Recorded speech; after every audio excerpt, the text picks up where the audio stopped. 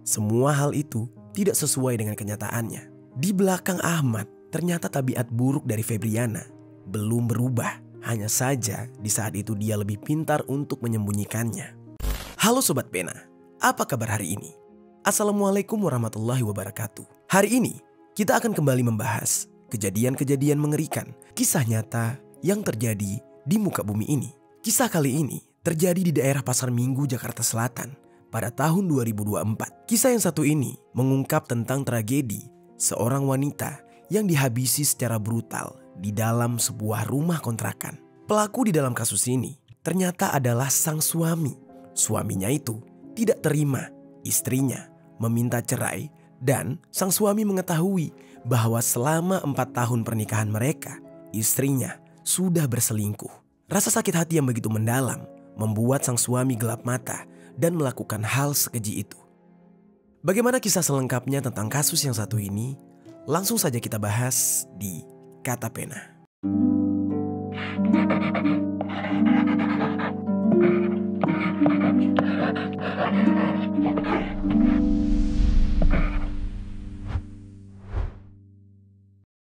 Seorang suami tega nyawa istrinya di depan mata sang anak di kawasan Kebagusan Pasar Minggu, Jakarta Selatan. Dari hasil pemeriksaan, itu terjadi karena dipicu cekcok permasalahan rumah tangga. Sebelum kita mulai ke ceritanya, jangan lupa untuk subscribe channel ini dan bagikan video ini ke teman-teman kalian. Cerita ini dibuat berdasarkan berita yang sudah beredar dan diterbitkan oleh beberapa media publik yang aku sajikan dan aku rangkum dalam bentuk alur cerita. Kita mulai ceritanya.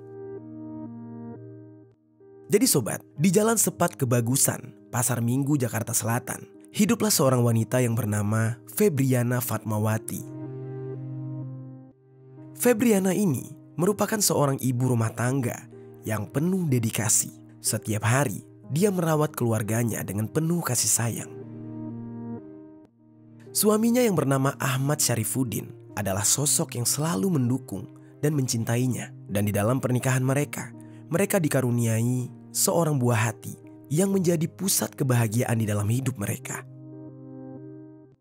Di dalam kehidupan sehari-hari, keluarga mereka begitu harmonis dan penuh kebersamaan. Meskipun hidup di dalam kesederhanaan, mereka selalu bersyukur atas apa yang mereka miliki. Namun sobat, setelah memasuki tahun keempat pernikahan mereka, tiba-tiba sang istri, Febriana, mulai merasakan bosan saat menjalani hubungan dengan Ahmad. Entah mengapa, perasaan cintanya kepada Ahmad di saat itu mulai memudar. Hingga pada akhirnya, Febriana mulai berpikir untuk mencari sosok yang bisa memberikannya perhatian lebih dan mengisi kekosongan yang dia rasakan. Di saat itu dia pun memutuskan untuk menjalin hubungan dengan seorang pria lain secara diam-diam.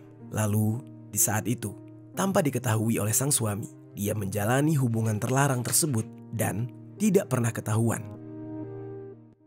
Lalu seiring berjalannya waktu, hari demi hari, entah mengapa Ahmad mulai merasakan adanya kecurigaan dari sikap sang istri yang mulai berbeda. Lama-kelamaan, Ahmad mulai merasa curiga. Dia seperti diberikan sebuah petunjuk atas rasa penasarannya ini. Tiba-tiba, dia melihat handphone milik Febriana tergeletak di kamar. Dan di saat itu, rasa penasarannya semakin besar. Dan Ahmad langsung saja membuka ponsel milik Febriana dan langsung menuju ke aplikasi chattingan atau aplikasi WhatsApp. Di saat itu, secara tiba-tiba, Ahmad dikejutkan ketika dia menemukan kontak yang tidak dia kenal mengirimkan pesan romantis kepada sang istri. Saat dia memeriksa lebih dalam, ternyata laki-laki yang tidak dia ketahui identitasnya tersebut sudah sangat sering saling berkirim pesan romantis dengan Febriana sang istri. Di saat itu lantas Ahmad terbakar api cemburu. Dia benar-benar kecewa. Dia pun tidak percaya bahwa istrinya berselingkuh di belakangnya. Hal ini membuat suasana di dalam rumah tangga mereka menjadi tegang.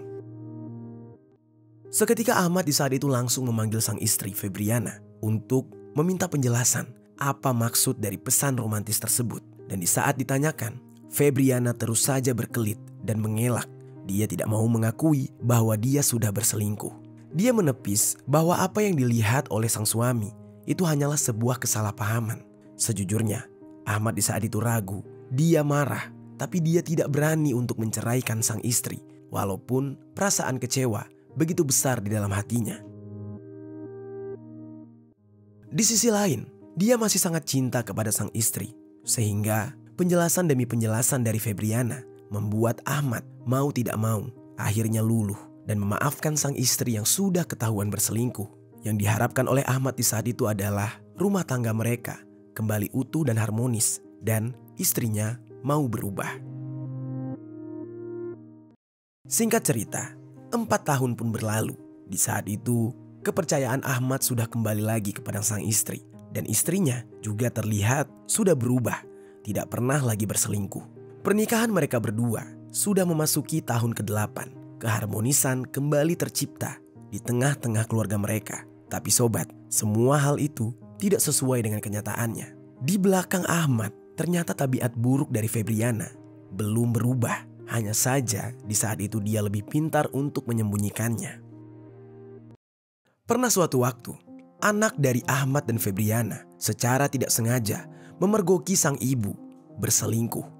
Di saat itu tidak jelas anaknya ini memergoki sang ibu dari mana dan dengan cara apa. Tapi yang jelas anak mereka menyadari bahwa hal yang disembunyikan oleh ibunya ini adalah hal yang tidak baik dan benar-benar mencurigakan, yang akhirnya membuat sang anak melaporkan temuannya tersebut kepada Ahmad. Di saat itu Ahmad benar-benar kaget. 4 tahun berlalu setelah kejadian perselingkuhan pertama, ternyata kebiasaan berselingkuh dari sang istri masih terus berlangsung dan belum berubah. Dan hubungan terlarang ini telah bertahan selama 4 tahun dengan orang yang sama. Sepanjang waktu itu, Ahmad sebenarnya menyadari apa yang sudah terjadi di belakangnya. Dia melihat adanya tanda-tanda serta bukti perselingkuhan dari Febriana. Namun cinta yang begitu besar pada sang istri membuat dia terus-menerus mau tidak mau harus memaafkan. Meskipun rasa cemburu yang kerap menghantui, Ahmad justru memilih untuk diam dan memendam semua itu. Masih saja, Ahmad ini berharap suatu hari sang istri akan berubah. Bagi Ahmad, mempertahankan rumah tangganya jauh lebih penting daripada harus hancur hanya karena orang ketiga. Meskipun di saat itu Ahmad harus menelan rasa sakit dan kecewa yang berulang kali, namun luka di dalam batinnya yang dipendam oleh Ahmad semakin lama semakin mendalam dan perlahan mulai menggerogoti kebahagiaan yang dulu pernah mereka miliki. Rumah tangga yang mereka harap-harap bisa diperbaiki, perlahan-lahan rupanya malah selalu diwarnai dengan pertengkaran. Hal itu justru membuat Febriana yang lama-kelamaan menjadi muak dengan rumah tangganya ini. Padahal semua ini disebabkan karena sifatnya yang suka berselingkuh. Di saat itu Febriana mulai tidak suka dengan kondisi di mana dia dan suami harus terus bertengkar. Dan akhirnya Febriana memilih untuk kabur melarikan diri dari rumahnya menuju ke kota Medan, tepat di tanggal 17 Juli 2024. Di saat itu Ahmad benar-benar kaget. Dia tidak menyangka bahwa istrinya dengan tega meninggalkan dia. Di tengah-tengah kesalahan yang diperbuat oleh sang istri, bukannya bertanggung jawab dan meminta maaf, istrinya malah kabur dari rumah meninggalkan keluarga kecilnya. Dan di tengah pelariannya tersebut, Febriana ternyata sempat ditawari bekerja di sebuah pabrik kertas yang berada di daerah Kerinci, Jambi, setelah dia melarikan diri ke kota Medan. Singkat cerita, akhirnya Febriana pun mau menerima tawaran pekerjaan tersebut dan dia pun pindah dari Medan ke daerah Kerinci, Jambi. Kurang lebih sepekan dia bekerja di sana. Dia merasakan ketenangan yang tidak pernah dia rasakan sebelumnya. Berbeda sekali seperti saat dia berada di rumah yang selalu cekcok dengan sang suami. Lalu di sisi lain, Ahmad yang di saat itu merasa kehilangan sang istri, benar-benar merasa panik dan gelisah, apalagi sang istri tidak pernah bisa dihubungi lagi. Namun di saat itu, Ahmad tidak menyerah. Dia masih saja terus mencoba untuk menelpon sang istri, sambil berdoa dan tetap berusaha agar sang istri suatu hari mau luluh terhadapnya dan mau berkomunikasi dengannya lagi. Ahmad di saat itu tidak peduli. Pertengkaran di dalam rumah tangga mereka ini disebabkan oleh sang istri yang salah. Dia tetap cinta terhadap Febriana dan masih terus berusaha untuk menelpon Febriana. Sampai pada akhirnya, usahanya pun berbuah manis. Di saat itu, Febriana pun mau mengangkat teleponnya. Ahmad pun langsung berkata kurang lebih seperti ini ketika telepon itu diangkat. Dia berkata, "Udah, gak usah bersandiwara lagi karena aku udah tahu semuanya. Udah pulanglah, kasihan anak kita." Mendengar hal itu, Febriana entah mengapa menjadi tergugah hatinya. Mengingat anaknya di rumah, dia serasa rindu terhadap anaknya. Yang mana dia pun akhirnya mau tidak mau harus pulang karena mengingat sang anak. Namun di saat itu ternyata dia tidak punya uang untuk bisa pulang. Dan dia meminta tolong kepada Ahmad. Dia mau untuk pulang asalkan Ahmad mau membantunya untuk ongkos biaya pulang.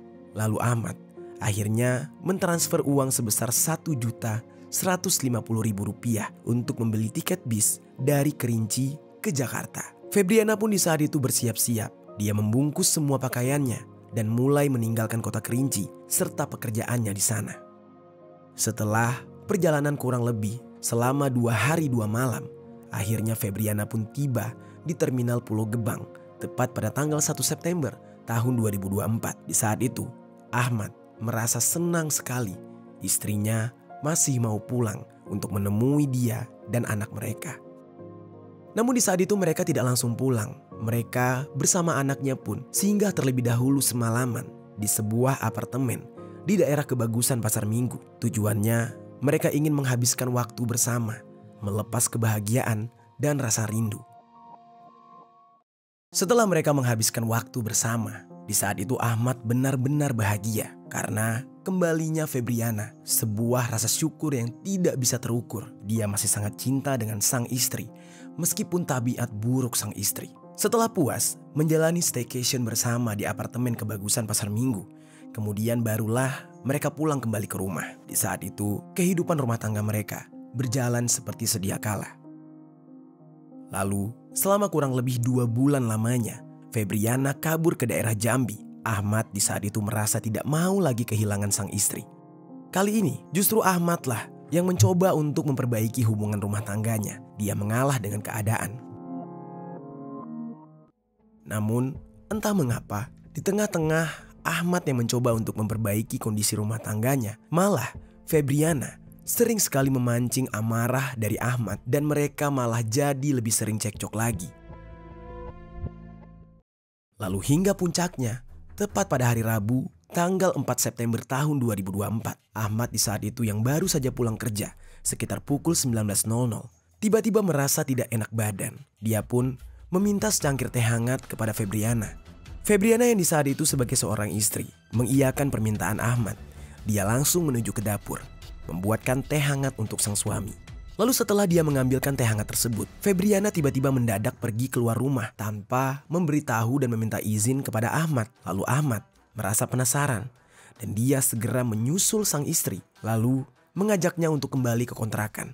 Di saat itu Ahmad merasa bingung apa yang sebenarnya terjadi. Istrinya tidak mau menjelaskan apapun, tapi dia bersikap seperti orang yang sedang bete atau ngambek. Dan begitu mereka tiba di rumah, Ahmad langsung menutup pintu dan suasana tiba-tiba menjadi tegang. Lalu secara mendadak Ahmad yang masih penasaran mengapa sang istri tiba-tiba keluar dari rumah, langsung menanyakan apa maksud dari tindakannya tersebut. Lalu sontak tiba-tiba Ahmad juga mengingat sosok pria yang mencurigakan yang pernah dia lihat di handphone Febriana. Di saat itu dia mulai menanyakan hal tersebut lagi kepada Febriana. Lalu Febriana yang merasa privasinya dilanggar langsung merespon dengan kasar. Ketegangan di saat itu semakin besar ketika Ahmad mengungkit kembali soal perselingkuhan sang istri. Perasaan cemburu yang telah lama dia pendam akhirnya meluap. Namun yang paling mengejutkannya adalah ketika Febriana dengan tegas mengatakan bahwa dia ingin bercerai dari Ahmad. Ternyata usaha Ahmad untuk memperbaiki rumah tangga mereka sia-sia. Pernyataan dan permintaan dari sang istri menghantam Ahmad seperti petir di siang bolong. Ahmad yang tidak terima dengan perkataan sang istri tiba-tiba naik pitam dan langsung marah. Pertengkaran pun tidak bisa terhindarkan. Mereka berdua saling beradu argumen, masing-masing mempertahankan pendapatnya. Febriana terus menyatakan keinginannya untuk mengakhiri hubungan pernikahan mereka. Sementara Ahmad yang masih mencintai Febriana, dia merasa hancur dan tidak menerima perkataan tersebut. Rasa cemburu dan kecewa membakar amarah Ahmad. Pertengkaran mereka menjadi semakin jauh, seolah tidak ada jalan keluar dari konflik yang memanas tersebut. Tanpa terasa, pertengkaran itu sudah sampai di jam 00 tengah malam. Amarah Ahmad semakin memuncak. Dia merasa tidak lagi mampu mengontrol emosinya. Dan di dalam kondisi penuh emosi tersebut, dia keluar dari kontrakan, tanpa berkata sepatah kata pun. Dia melangkah cepat menuju rumah mertuanya yang kebetulan bersebelahan dengan kontrakannya. Pikiran Ahmad di saat itu dipenuhi oleh rasa cemburu, amarah, dan rasa pengkhianatan yang selama ini dia pendam. Sesampainya dia di rumah mertuanya, tanpa ragu, tiba-tiba Ahmad mengambil sebilah pisau dari dapur rumah tersebut dan tangannya gemetar saat dia menggenggam senjata tajam itu. Lalu tiba-tiba amarah di dalam hatinya membuat dia terfikir ingin menghabisi nyawa sang istri. Karena menurutnya, daripada istrinya meminta cerai lalu menikah dengan laki-laki lain, lebih baik dia menghabisi nyawa sang istri. Dan dengan tatapan penuh dendam, Ahmad kembali menuju ke kontrakannya dan masuk ke dalam rumah sambil membawa pisau. Suasana di dalam kontrakan menjadi semakin tegang.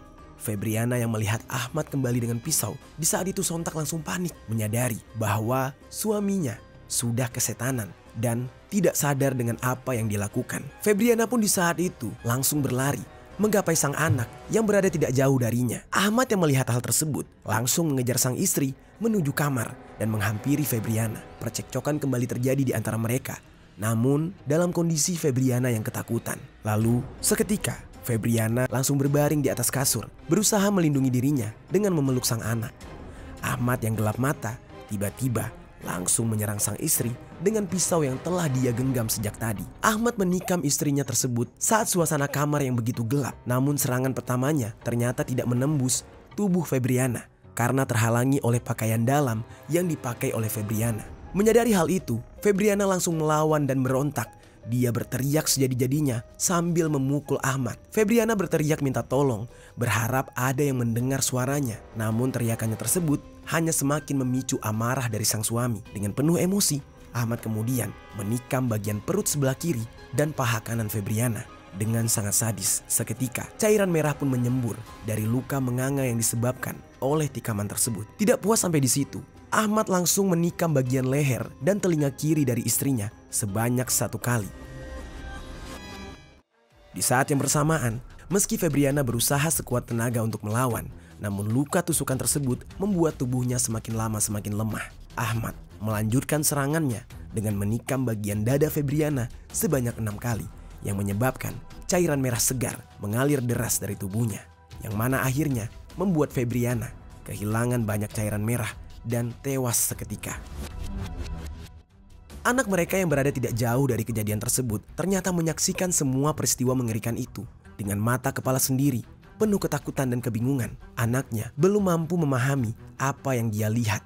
Dia hanya bisa berdiri terpaku menyaksikan bagaimana sosok sang ayah yang dengan kejam membuat sang ibu terkapar tidak berdaya di ruangan kamar mereka.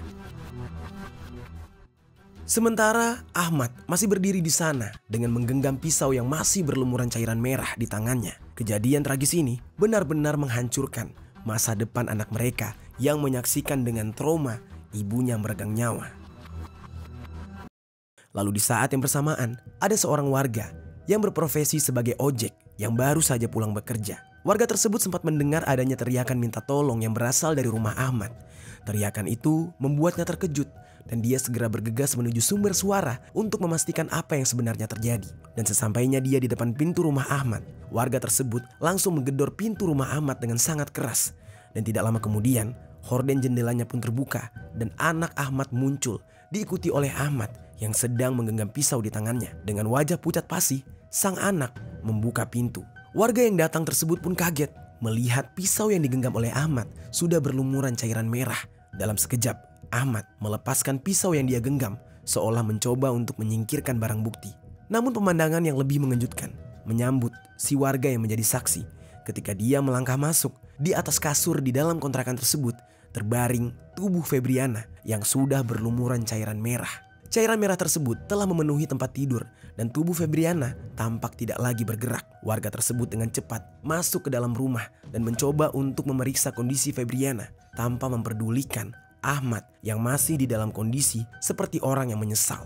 Tampak jelas di saat itu kondisi Febriana sudah kritis dan di dalam kepanikan dan kebingungan dia segera memanggil ketua lingkungan setempat untuk memberitahu mengenai tragedi ini.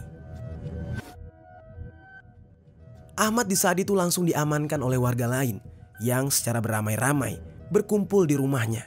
Lalu ketua lingkungan memeriksa kondisi di tempat kejadian dan memutuskan untuk langsung mengamankan Ahmad yang merupakan pelaku di dalam kasus ini. Sementara itu, warga yang lain berinisiatif untuk segera membawa Febriana ke puskesmas Pasar Minggu dalam upaya terakhir untuk menyelamatkan nyawanya. Namun, setelah diperiksa oleh tim medis, nyawa Febriana tidak dapat tertolong. Dia dinyatakan sudah meninggal dunia akibat luka-luka yang sangat parah di beberapa bagian tubuhnya yang menyebabkan dia kehabisan cairan merah. Lalu, sementara itu, beberapa warga langsung melaporkan kejadian ini kepada pihak yang berwajib. Dan tidak selang beberapa lama, polisi pun datang ke lokasi dan mengumpulkan beberapa barang bukti serta memeriksa tempat kejadian perkara. Ahmad yang di saat itu terlihat tidak banyak melawan, dengan tenang menyerahkan dirinya kepada pihak kepolisian. Dia kemudian dibawa ke Polres Metro Jakarta Selatan untuk menjalani pemeriksaan lebih lanjut terkait kematian tragis sang istri. Tragedi ini mengguncang lingkungan sekitar dan meninggalkan duka mendalam serta tanda tanya besar tentang apa yang sebenarnya terjadi di balik pintu rumah mereka. Lalu setelah dilakukan penyelidikan, pihak kepolisian menemukan barang bukti berupa sebilah pisau yang digunakan dalam penyerangan tersebut. Lalu ada 1 lembar baju serta pakaian dalam milik Febriana. Berdasarkan bukti-bukti yang ada, polisi pun menetapkan Ahmad sebagai pelaku utama di dalam kasus ini. Dan untuk mempertanggungjawabkan perbuatannya, Ahmad dijerat dengan pasal 44 ayat 3 Undang-Undang RI nomor 23 tahun 2004 tentang penghapusan kekerasan dalam rumah tangga. Pasal tersebut mengatur tentang kekerasan fisik di dalam lingkup rumah tangga yang mengakibatkan korban kehilangan nyawa. Dan dengan dakwaan ini, Ahmad mendapatkan hukuman penjara maksimal 15 tahun. Dan proses hukum pun berjalan dengan Ahmad yang harus menghadapi konsekuensi dari tindakan kekerasan yang merenggut nyawa istrinya. Sementara itu anak mereka dititipkan kepada mertua Ahmad, yaitu orang tua dari Febriana. Atas kejadian ini, Ahmad dimintai keterangan mengapa dia melakukan hal sekeji itu. Di saat itu, Ahmad langsung mengakui bahwa dia gelap mata karena sang istri berselingkuh, pernah kabur, dan meminta cerai. Dia masih sangat mencintai sang istri, namun istrinya entah kenapa sepertinya tidak bahagia hidup bersama Ahmad, yang membuat Ahmad menjadi sangat kesal dan cemburu.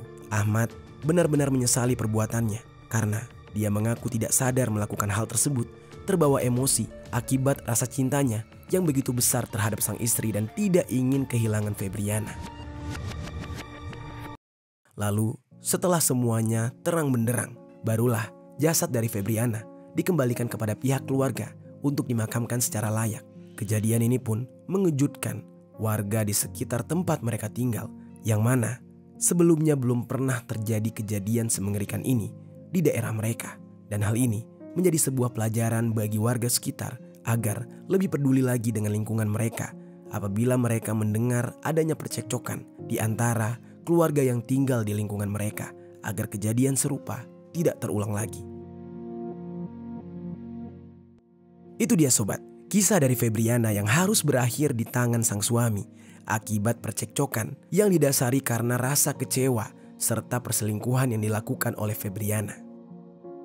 Apa pelajaran yang bisa kita ambil dari kisah ini?